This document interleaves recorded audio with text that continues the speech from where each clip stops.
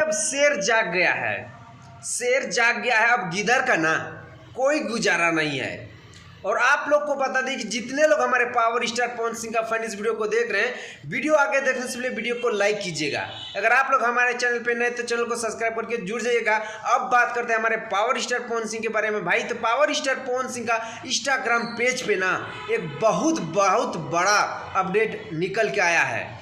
हमारे power star Pawan Singh का कुछ दिन पहले आप लोगों ने सुने होंगे जिंदगी song viral Bhojpuri YouTube channel के माध्यम से। और फिर से हमारे पावर स्टार पवन सिंह का जिंदगी 2 वही channel viral Bhojpuri YouTube channel के माध्यम से 24 तारीख को आप लोगों को देखने के लिए मिलेगा भाई।